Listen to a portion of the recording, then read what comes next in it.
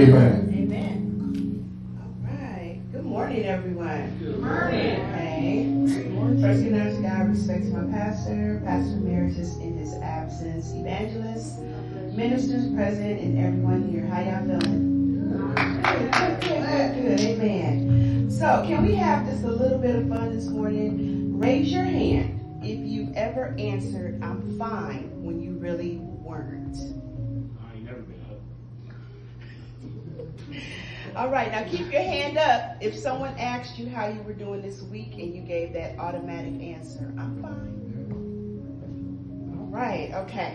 I love that. No judgment, because we've all done it, and not because we're bad people, but because sometimes saying "I'm fine" feels easier than really telling the truth, right?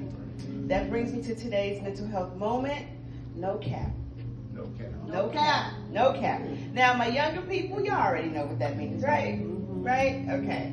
I used to hear it all the time working with my college students, but for everybody else that is not familiar with that saying, no cap simply means no lie. Like, I'm telling the truth. I'm being honest, right? So this morning, can we have a no cap conversation about our mental health? All right. Okay, so a while back, someone asked me how I was doing. And without even thinking, I was like, you know what? I'm good. And then after the conversation ended, I got in my car and I remembered that wasn't even true. Like, right now, I'm not good. Why did I say I'm good when I'm not? I wasn't falling apart, but I was carrying a lot. I was tired. I was praying through some things. I was waiting on God about some things. And in my line of work, I always have to encourage others. So I'm always showing up and I don't take care of myself. So why, when somebody say, "How you doing?" why was I like, "I'm fine"? I was breaking inside. How many times do we always answer automatically instead of answering honestly? Raise your hands. Okay. So as a therapist, people sometimes assume that because I help others with their mental health, I never have difficult days. No cap. I've had days when I've smiled while carrying things nobody else could see. I've shown up while grieving. I've shown up emotionally tired. I've shown up smiling while asking God to strengthen me. Maybe you guys in here have done the same thing. Maybe you guys came to church this morning smiling while carrying something heavy. We can't see what you're carrying, but you know. And instead of you acknowledging that, you just keep pressing through like, "I'm fine," when you really aren't. As a mental health professional, I want to tell you that that's not the way you should move going forward. You have to acknowledge how you're feeling. The only way you're going to work through it is to identify it. You got to name what you're feeling. If not, you're going to continue to be walking and existing in a space of untruth. Amen? Amen. Okay, one of the hardest things to tell the truth, one of the hardest things that we have to tell the truth to others is how we're feeling. We don't want to do that. We wear emotional masks. We're not trying to fool anybody, but we convinced ourselves that struggling somehow means that we're failing. It means that we're not good enough. We don't equate to the societal expectations. So we keep it to ourselves. And we've convinced ourselves that if we admit we're struggling, people will question our faith. Can I tell you something? Faith doesn't require fake. That's right. It doesn't. You don't have to pretend that you're okay to prove you trust God.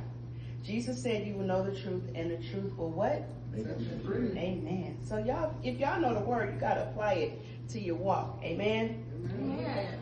He didn't say to pretend and that will set you free. He didn't say perfection will set you free. He didn't say hiding will set you free. He said the truth.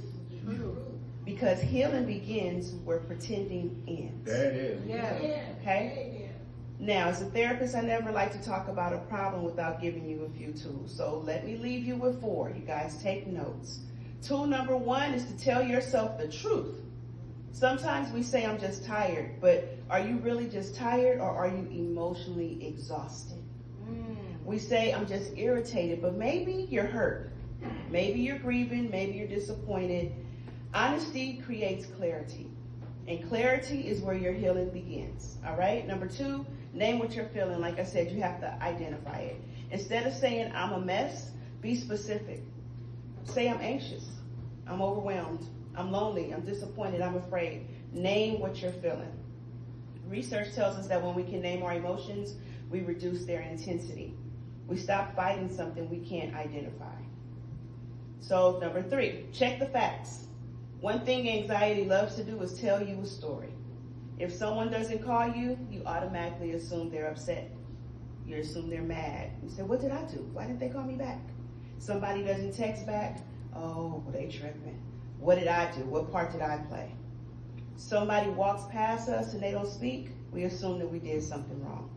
Ask yourself these questions. What do I actually know versus what am I assuming? Mm-hmm. Is there another explanation? Maybe that person is going through something and you're already making it seem like it's about you when it's really not. Number 4, tell someone safe. Talk to God. Talk to someone you trust. Talk to a pastor. Talk to a friend. Talk to a therapist. Seeking help is not a sign of weak faith. It's a sign of wisdom. Exactly. God often brings healing through people. So before I close, I'd like everybody, if you're comfortable, to put your hand over your heart. Take a deep breath. In through your nose, out through your mouth. Inhale again. Exhale again. Now I want you to inhale and hold it. Now slowly exhale. One more time. Inhale. Hold it. Slowly exhale. Now, without saying anything out loud, I want you to say it to yourself. Finish this sentence in your heart. Today, I honestly feel. Whatever your answer was, God can handle it. He isn't afraid of your truth. He's not intimidated by your tears. He's not surprised by your anxiety. He's not offended by your questions. In fact, he already knows. Psalm 139 reminds us that he knows our thoughts before we even speak him. So we don't need to keep carrying something. In this moment, I'm asking you guys to surrender. And this week, if you're tired, say you're tired. If you're grieving, say you're grieving. If you're overwhelmed, say you're overwhelmed. Whatever it is you're feeling, I encourage you to express it. Name it and let it go. No cap. Amen? Amen. Come on, give her a hand. Come on, give her a hand.